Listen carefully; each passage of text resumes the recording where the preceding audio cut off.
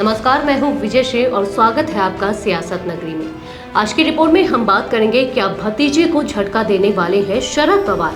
नरहरी झिरवाल की तीसरी मंजिल से जंप लगाने पर सियासी हड़कंप कैसे मचा।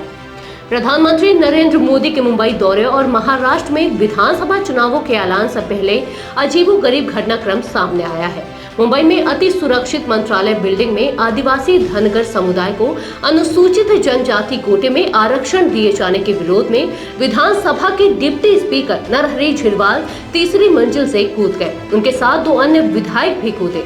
अजित पवार की अगुवाई वाली राष्ट्रवादी कांग्रेस पार्टी यानी कि एनसीपी विधायकों के इस अजीबोगरीब कदम के बाद चर्चा शुरू हो गई है कि क्या आने वाले दिनों में बड़ा खेला होने वाला है।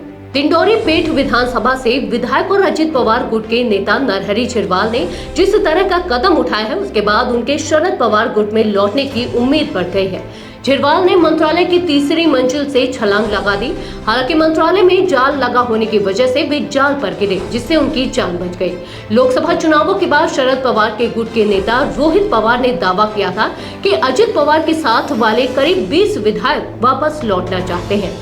हालांकि विधान परिषद चुनावों में अजित पवार विपक्ष के ऊपर स्ट्राइक करने में सफल रहे थे। नरहरी झिरवाल के मंत्रालय में लगे सुरक्षा जाली पर कूदने को भविष्य की राजनीति से जोड़कर देखा जा रहा है। राजनीतिक इलाकों में चर्चा है कि वह शरद पवार खेमे में लौट सकते हैं, क्योंकि पिछले दिनों उनके अपने बेटे गोकुल झिरवाल ने ही यह कहकर सनसनी फैला दी थी कि अगर मेरा सीना चीरेंगे तो शरद पवार निकलेंगे। बेटे ने कहा था कि अगर शरद पवार आदेश करेंगे तो वह अपने पिता के खिलाफ चुनाव मैदान में उतरेंगे। गोकुल ने लोकसभा चुनावों में शरद पवार गुट यानी एमवीए के लिए प्रचार किया था। मराठा आरक्षण पर पहले से ही मनोज जरांगे पार्टी के विरोध और दबाव का सामना कर रही महायुति सरकार के लिए अब झिरवाल ने सत्ता पक्ष में होने के बावजूद पसोपेश की स्थिति खड़ी कर दी है। महाराष्ट्र के राजनीतिक विश्लेषक दयानंद ने कहते हैं कि अब विधानसभा चुनावों का ऐलान होना है।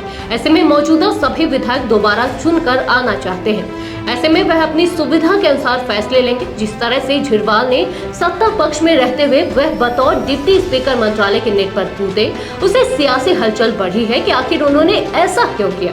नेने कहते हैं कि हो सकता है कि धनगर समुदाय को अनुसूचित जाति और जनजाति आरक्षण कोटे में शामिल किए जाने को लेकर पार्टी छोड़े।